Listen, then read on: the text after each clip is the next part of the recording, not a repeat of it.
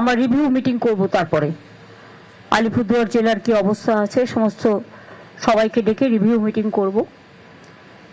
করার পরে আজকে আমি হাসিমারায় থেকে যাব, কারণ রাত্রিবেলা তো কিছু হয় না জঙ্গল বা পাহাড়ে। কালকে আমি ওখান থেকে নাগরাকাটায় যাব, আরো কয়েকটা অঞ্চলে যাব। ওটা করতে করতে আবার রাত্রি হয়ে যাবে। তারপর উত্তরকন্যায় ফিরবো। পরের দিন আমার মিরিকে যেখানে ডিজাস্টার হয়েছে সেখানে যাব। তারপরে ওখানে যেহেতু থাকার জায়গা নেই, মিরিক থেকে আমাকে দার্জিলিং যেতে হবে। দার্জিলিং আমি একদিন থাকবো, কারণ ওখানে আমাকে দার্জিলিং কালিম্পং নিয়ে, মিরিক যেহেতু দার্জিলিং এর মধ্যে পড়ে, আমাকে একটা রিভিউ মিটিং করতে হবে তার পরের দিন করে। আমি তার পরের দিনই ফিরে আসবো উত্তরকন্যায়। শুক্রবার দিন আমি কলকাতায় ফিরে আসব, কারণ আমাকে ওখান থেকে ফিরতে ফিরতে রাত হয়ে যাবে। কলকাতায় ফিরে এসে আমার 5টা কালী পুজোর উদ্বোধন আছে, ওই কাজগুলো করব। বাদ বাকি আপনাদের একটা ইনফরমেশন দিই।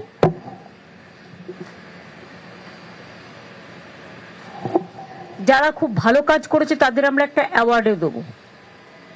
মানে সিভিল ডিফেন্স বলুন, আপনার ফায়ার ব্রিগেড বলুন, লোকাল বলুন, পুলিশ বলুন, হেলথ বলুন, তাদের একটা অ্যাওয়ার্ডও দেবে।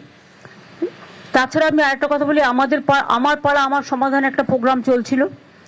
এটা ডিটেলস সিএসকে আমি বলেছি প্রেস রিলিজ করে দেওয়ার জন্য, কিন্তু আপনাদের জানাবার জন্য বলি, আমরা বলেছিলাম বুথ ওয়াইজে আমরা 10 লাখ টাকা করে দেব, অর্থাৎ 8,000 কোটি টাকার স্কিম আমরা নিয়েছিলাম। তার মধ্যে আপনারা শুনলে খুশি হবেন, এটা 6 নভেম্বর পর্যন্ত আছে। এখন আমরা বিশেষ করে যেগুলো অ্যাফেক্টেড ডিস্ট্রিক্ট সেগুলোকে আরো একটু এক্সটেন্ডেড করতে হবে। তার কারণ হচ্ছে আধার কার্ডটা, তারপর কাগজপত্র সবই নষ্ট হয়ে গেছে, সেগুলো তাদের করিয়ে দিতে হবে। এই প্রোগ্রাম ছাড়াও এখনো পর্যন্ত আমাদের টার্গেট আছে 31,700 ক্যাম্প করার বুথ ওয়াইজে। তার মধ্যে এখনো পর্যন্ত আমাদের কমপ্লিট হয়েছে 28,300 ক্যাম্প। অলমোস্ট 90% বুথ আমরা কমপ্লিট করে ফেলেছি, এবং সেখানে প্রায় 2.5 কোটি ভিজিটার্স এসছেন, এবং তারা তাদের অনেক রকম প্রায় 383.58 লাখ স্কিমস আমরা রিসিভ করেছি এর মধ্যেই। তার মধ্যে 2.84 lakh scheme has already been given, এবং টেন্ডার প্রসেস অলরেডি স্টার্ট হয়ে গেছে 1.86 লাখ প্রোগ্রামের। 100 প্রোগ্রাম অলরেডি কমপ্লিটেড হয়ে গেছে, এবং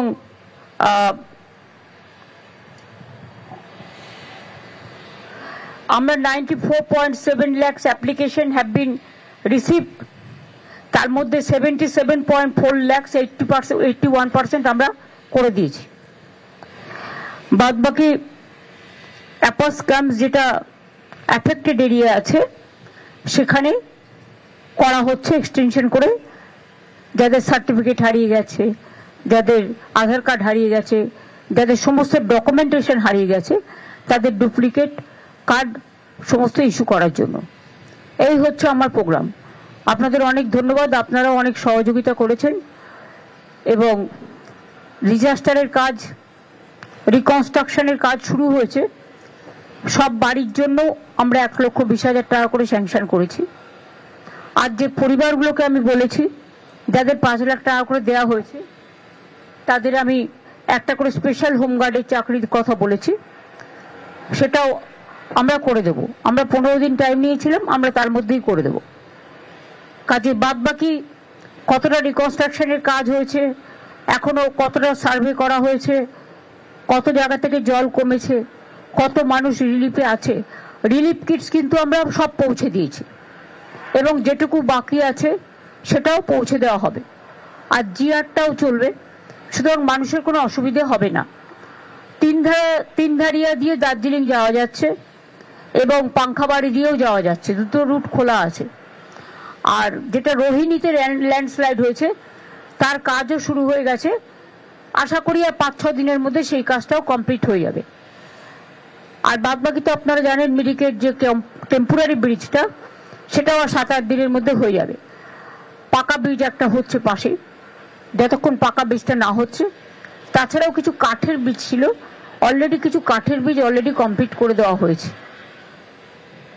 সুতরাং আমাদের কর্মীরা, প্রশাসনের প্রত্যেকটা লাইন ডিপার্টমেন্ট থেকে শুরু করে সবাই মানে জান প্রাণ দিয়ে, এমনকি খাওয়া দাওয়া টাইমলি করছে না, খাওয়া দাওয়া করতে পারছে না, পড়ে থাকছে বিভিন্ন অঞ্চলে।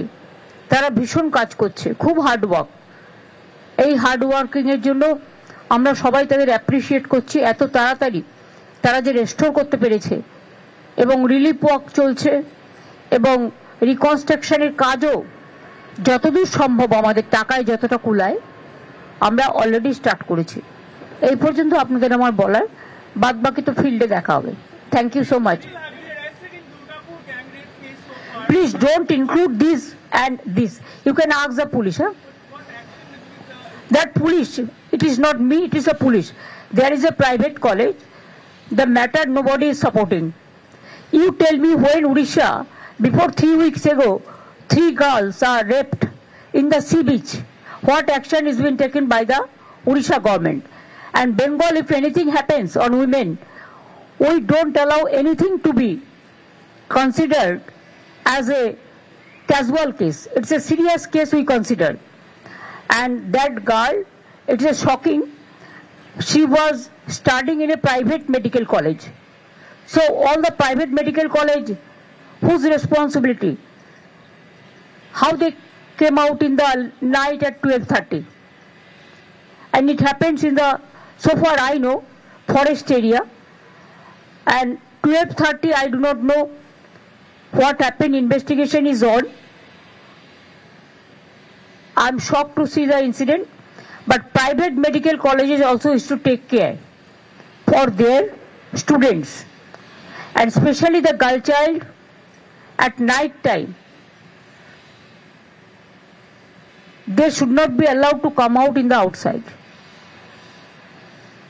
They have to protect themselves also. There is a forest area. So whatever I have received the prima facie report, and police is searching all the people, and nobody will be excused. Whoever is guilty, they will be punished strictly. 3 already arrested. Whatever the girls given the statement, as per her statement, it is already they are arrested.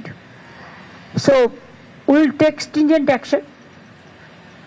But don't mix up with this affected flood area and all this. When it happens in other state, it is also condemnable.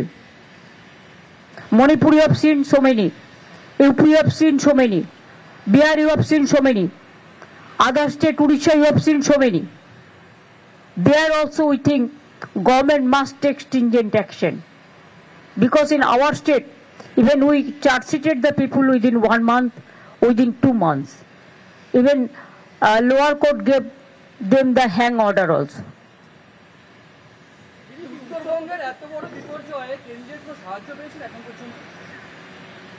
আমরা তো সাহায্যের জন্য বসে থাকি না। 5 বছর ধরে তো তারা আমাদের 100 দিনের কাজ বন্ধ করে রেখে দিয়েছে।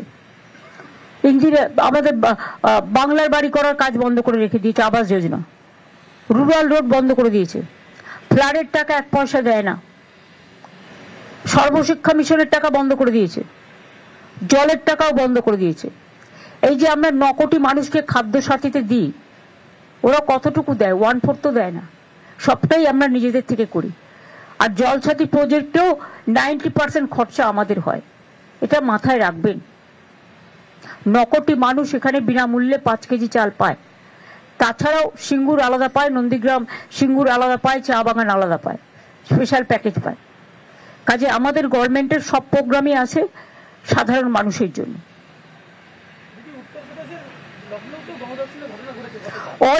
অনেক ঘটছে রেগুলার, সেখানে তারা কেয়ার করে না। সেখানে এমনকি যে ধর্ষিতা হয় তাকে পর্যন্ত কোর্টে যাওয়ার আগে রাস্তায় জ্বালিয়ে মেরে দেওয়া হয়। আপনারা তো জানেন এসব কেস। সাংবাদিকদের ধরে নেকেট করে জেলের মধ্যে ভরে রাখা হয়। এরকম অনেক কেস ঘটে। আমরা কোনো কেসকে সাপোর্ট করি না। বাংলায় আমরা জিরো টলারেবল, আমরা এখানে কোনো রকম টলারেট করি না। আর তারপরে বিভিন্ন রাজ্যের ছেলেমেয়েরা যেখানে পড়তে আসে, এবং তাদেরও আমি অনুরোধ করব রাত্রিবেলা না বেরোতে, কারণ পুলিশ তো জানতে পারে না কে কখন রাত্রিবেলা বেরিয়ে যাচ্ছে। আর প্রাইভেট মেডিকেল কলেজেরও একটা দায়িত্ব আছে তাদের স্টুডেন্টদের টেক কেয়ার করা। পুলিশ তো বাড়িতে বাড়িতে গিয়ে বসে থাকবে না। কেউ যদি রাত্রি 12:30টায় বেরিয়ে কোথাও যায়, ঘটনাটা নিন্দনীয়, আমি ঘটনাকে সাপোর্ট করছি না, যে যেখানেই যেতে পারে তার অধিকার, কিন্তু সবার একটা, যারা হস্টেলে থাকে তাদের একটা সিস্টেম আছে। ও ফার্স্ট ইয়ারের স্টুডেন্ট এবং এটা প্রাইভেট কলেজ, আমি ডিটেলস খবর নিয়েছি এবং আমি পুলিশকে বলেছি স্ট্রিনজেন্ট অ্যাকশন নিতে। Nobody will be spared. সুতরাং আপনারা দুটো আলাদা করে করুন, আমার পাড়া আমার সমাধানটা আলাদা করে করুন, এটা আলাদা করে করুন, আর প্লাস ওটাও আলাদা করে করুন।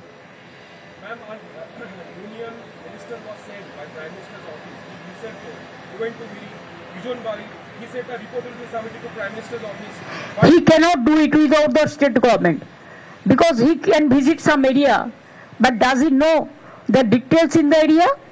No. What report he will submit, it is a partial, nothing details. Details only can give the field officers. This is politics, nothing else. Political virus. Thank you.